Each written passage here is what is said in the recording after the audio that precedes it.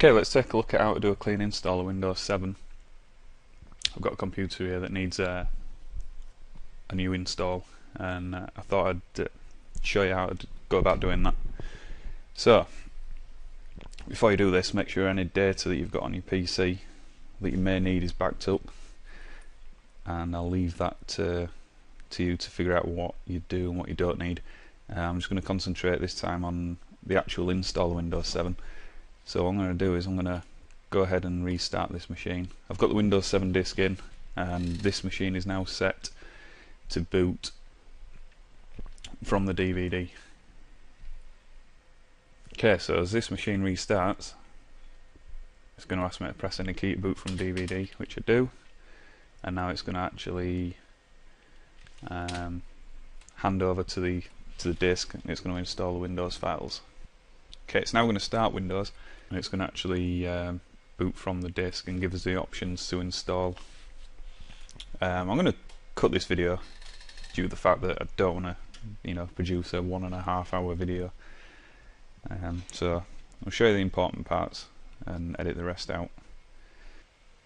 Okay, here we go. It's going to ask us for our language, and I'm in the UK, so we'll just switch that to UK and then hit next. Okay, this is where we get the option to install or repair. Now, we've covered repair before in the advanced system restore video, so this time I want to install, so we're going to click install, and that's going to start the setup process. Okay, we've now got to accept the license terms, and then have a read through these. I've installed Windows enough times to know what it says. We'll click on next. So we're going to do a custom, the advanced one. This is due to the fact that I want to wipe this drive. I want to do a format of it, and you'll see here that we've got a 10 gig drive here. This is a virtual machine. It's not a full-blown PC, which is why it's only got a 10 gig hard drive in. So I want to go to drive options. This is going to give me the options now to format the drive. So we make sure, and this is very important, make sure that if you have got multiple drives in here, that you are going to format the correct drive. It's just going to tell us it might, partition might contain recovery files. Click OK. I'm okay with that. So it's now going to format the drive. Okay, so now that's formatted, click on next, and this will begin the install. It's going to copy the files, and it's going to go through the install, and this is where I'm going to cut the video, otherwise we will be here for the next hour.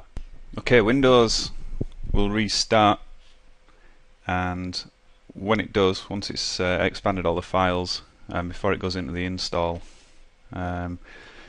when you get the screen coming up saying you want to boot from CD or DVD, don't press any key, let it boot through, and then it'll continue with the setup. Okay, again you'll see that the computer is going to reboot again, and at this point again don't press any key, let it boot through. If you press any key, you're just going to go into a loop and you'll go back and start again basically. So we'll let Windows restart.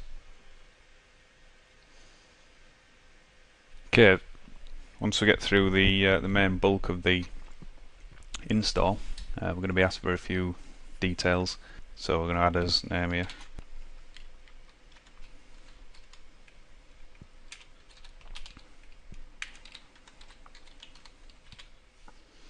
Once you've added your name, click next. Type a password if you want. You can always set that up again later. I'm going to skip this bit for now. Again, product key, I'm going to skip this due to the fact I don't really want to be putting my product key in on the video.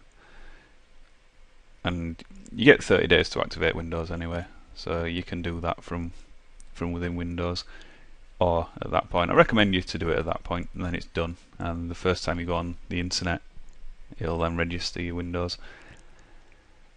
So we're going to use recommended settings, and this is where we set as time zone, and here I'm actually set at the right time, and then we're going to select home network here. It's just due to the fact that we are on a home network. I'm just going to skip this. This is all the network and sharing setup, and this is, I always find it easier to do this from actually inside Windows, so we can skip that bit. We're all interested in the install at the moment. Okay, Windows is just going to finish up here. It's just going to get the system ready for use. Okay, there we have it. Windows will now update, and we'll just take a look at that. Automatic updates is turned on by default, and I recommend that you leave that there. It needs to update. It's one of the other things, just to make sure that your screen is at the right resolution. Sometimes it doesn't auto detect it, and to do that we just right click on the desktop and then go to screen resolution,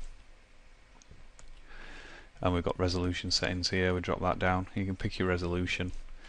A lot of the times Windows will detect this. Again, this is a virtual machine, so I've just had to change this, and you just select your screen, click apply and click OK. It'll give you the option to keep your settings or to revert to the new ones.